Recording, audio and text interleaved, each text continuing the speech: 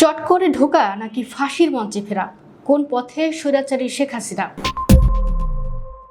শেখ হাসিনা পালায় না, আওয়ামী লীগ পালায় না। 2024 সালের ছাত্র জনতার গণঅভ্যুত্থানের আগ মুহূর্তেও এমন দম্ভক্তি করেছিলেন তৎকালীন প্রধানমন্ত্রী শেখ হাসিনা। কিন্তু ইতিহাসের নির্মম সত্য হলো, লাখো মানুষের মার্চ টু ঢাকা কর্মসূচির মুখে 5 আগস্ট দুপুরে সামরিক হেলিকপ্টারে চড়ে তিনি ভারতে পালিয়ে যেতে বাধ্য হন। এর মাধ্যমে অবসান ঘটে 15.5 বছরের এক ফ্যাসিবাদী ও লুটেরা শাসন ব্যবস্থার। পালিয়ে যাওয়ার পর থেকে দিল্লিতে বসেই বিভিন্ন অডিও বার্তায় তিনি দাবি করেছেন, আমি চট করে ঢুকে যাব। সম্প্রতি খবর উঠেছে আগামী ডিসেম্বরে তিনি দেশে ফিরে আদালতে আত্মসমর্পণ করবেন। কিন্তু সচেতন মহলে গভীর প্রশ্ন জেগেছে, ফিরবেনই যদি, তবে কাপুরুষের মতো পালালেন কেন? আর দেশের বর্তমান বাস্তবতায় তার ফিরে আসার সমীকরণটাই বা কি?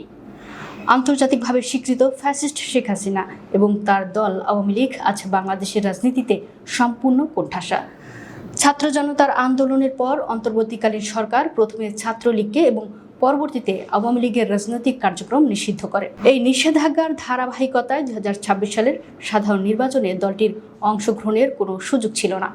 নির্বাচন পরবর্তী সময়ে গণতান্ত্রিকভাবে নির্বাচিত নতুন বিএনপি সরকার ক্ষমতায় এসেও আওয়ামী লীগের উপর এই নিষেধাজ্ঞা বহাল রেখেছে।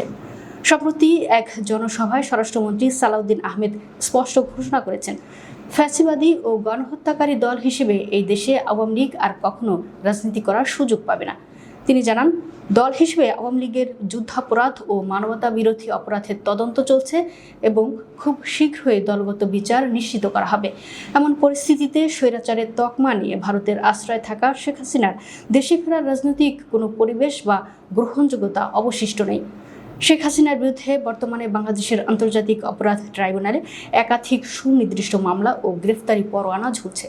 2024 সালের জুলাই আগস্টে ছাত্র জনতার আন্দোলনের সময় নির্বিচারে গুলি চালিয়ে শত শত সাধারণ নাগরিক হত্যার নির্দেশদাতা হিসেবে তাকে প্রধান আসামি করা হয়।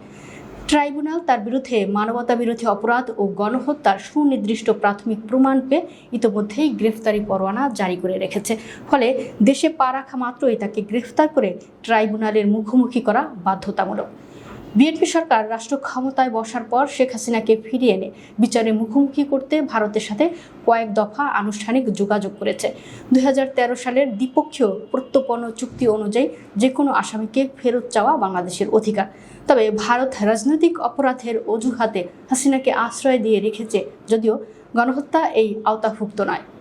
কূটনৈতিক সূত্র জানায়, মোদী সরকার শর্ত সাপেক্ষে হাসিনাকে ফেরত দিতে চায়, যেমন তার জীবনাশের আশঙ্কা না থাকা এবং আওয়ামী লীগের নিষেধাজ্ঞা তুলে নেওয়া। তবে বাংলাদেশ সরকার কোনো শর্ত মেনে খুনি হাসিনাকে গ্রহণ করতে রাজি হয়নি। শেখ হাসিনা যদি সত্যিই বাংলাদেশে পা রাখেন, তবে তা কোনো রাজনৈতিক প্রত্যাবর্তন হবে না। জাতীয় নাগরিক পার্টির আহ্বায়ক ও সংসদের বিরোধী দলীয় চিফ হুইপ নাহিদ ইসলাম দেশের মানুষের মূল আকাঙ্ক্ষাটি তুলে ধরে স্পষ্ট জানিয়েছেন, আমরা চাই শেখ হাসিনা দেশে ফিরে আসুক, তবে শেখ হাসিনা দেশে ফিরবেন চট করে রাজনীতিতে ঢোকার জন্য নয়, বরং কেবল তার ফাঁসি রায় কার্যকর করার জন্য। শেখ হাসিনা তথাকথিত ডিসেম্বরে ফেরার ঘোষণা যদি সত্যিও হয়, বাংলাদেশের মাটিতে তার শেষ গন্তব্য হবে কেবলই ফাঁসির মঞ্চ।